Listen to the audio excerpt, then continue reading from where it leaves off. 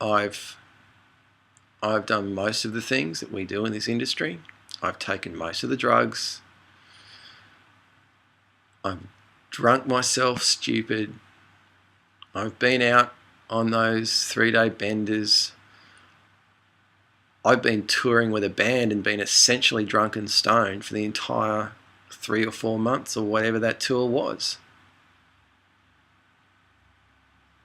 Now, at the time, it all feels like fun. And I'm not going to lie,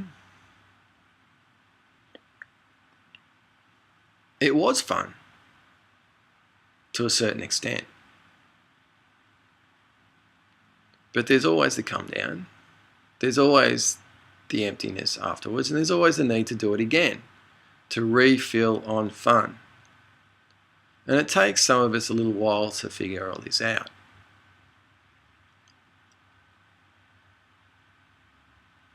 But what's the fun really?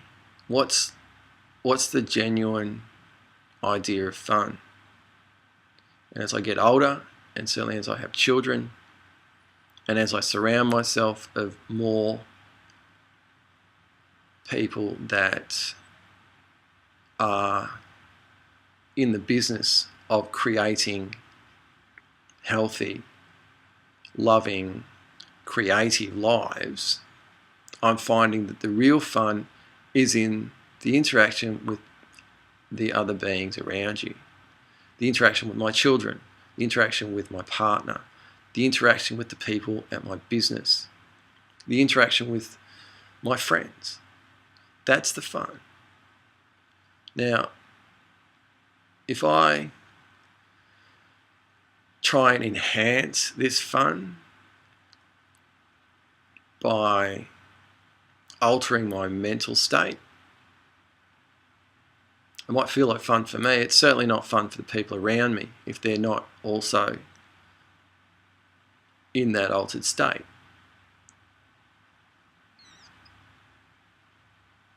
So I think we've also got ourselves into a bit of a trap in this culture with our ideas of what fun involves. It really is, when you look at it, pretty warped.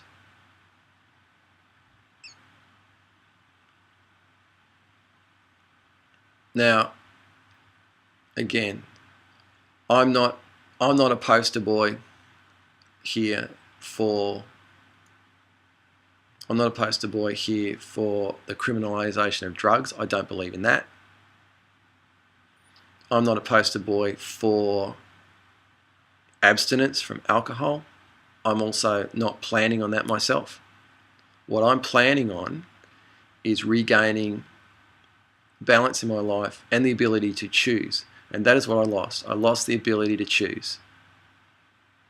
I still consider part of my having fun is going out with friends to a good restaurant, enjoying a great meal and a glass of wine.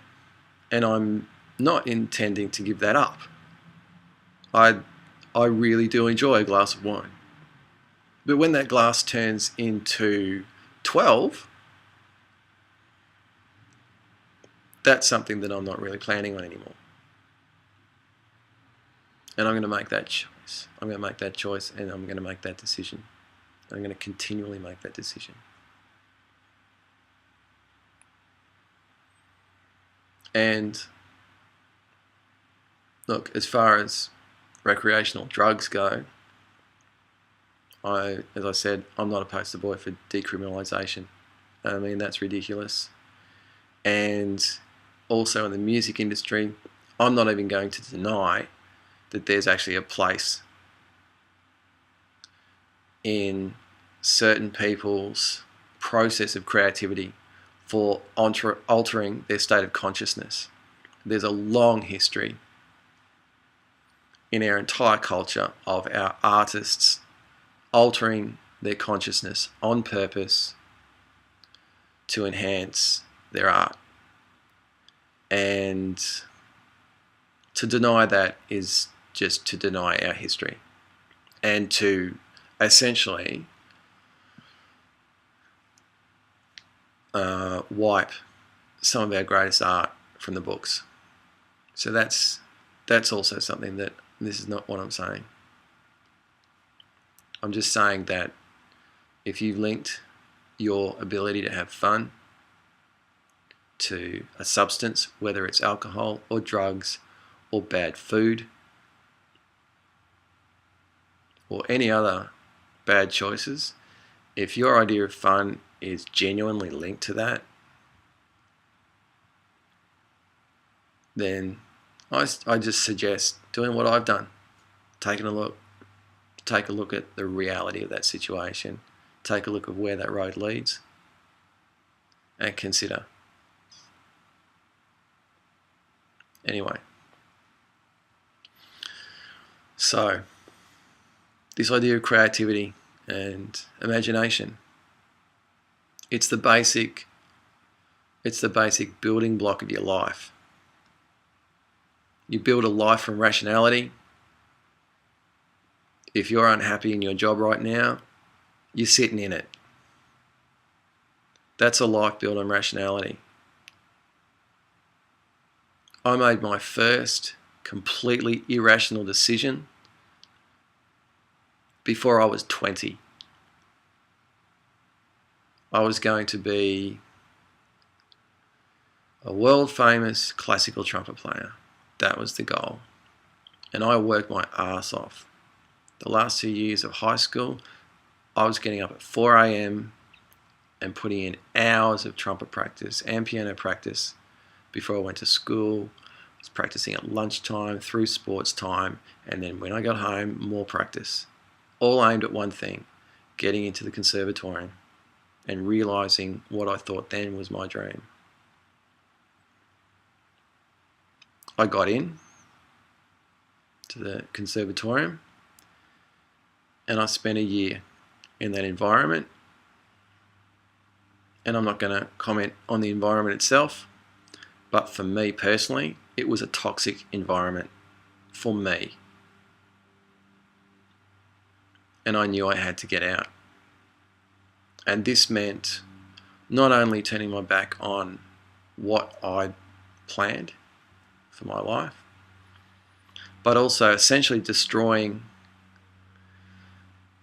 the dreams of my parents and all the other people that had helped me get there. My teachers, my friends, essentially everybody in my life. And it was a completely irrational thing to do. The conservatorium is so difficult to get into. You don't walk out. It's something that you just do not do. But I did it. And it was, to this day, the light bulb moment. It was the most powerful statement I could make to myself, that to do the irrational sometimes is the most powerful step forward. And I thank that 18, 19-year-old kid for having the courage to do that, because it's allowed me the life that I've had, and it's been a good life so far. And what I'm doing now is ensuring that it gets better. So the moral of all of this, and this has been by far my longest post, the moral of all this is, if you believe that rationality is the only thing in life, that's fine. Good luck to you. I'm here to tell you that there's more. And the only reason I'm confident in saying that is that I can't possibly be this unique. I can't possibly be this different from you. No way. And I've utilised irrationality my entire life. My ability to try something new, despite the fact that all the data tells me that it doesn't work, that me even trying it out is pointless.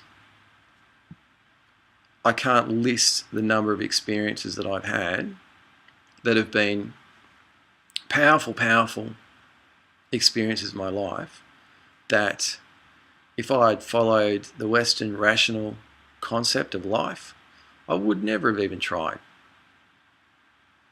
I'm actually utilizing some of that right at present as part of my regime. You'll notice in the stats there something called the Tibetan 5 rights. Now, I've had a lot of questions about that.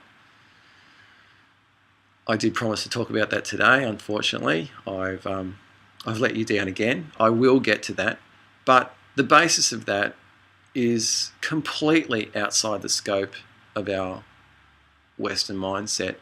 It's completely irrational. There is no data for it, yet I'm giving it a go.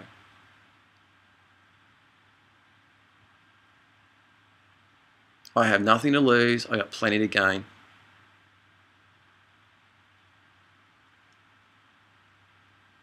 Imagination, creativity. You've got to release it into your entire life. And the handmaiden of all that, a lot of the time, is irrationality. So, if you feel stuck, if you also feel like you've got to make changes in your life, big changes,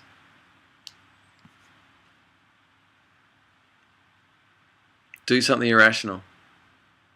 Do something big. Do something so out of the box that it scares not only you, but it scares the people around you. Do something that actually starts to push people's buttons. Do something that starts to make the people around you uncomfortable. Do something that people start shaking their heads at you for. Do something that actually gets you attacked. I dare you.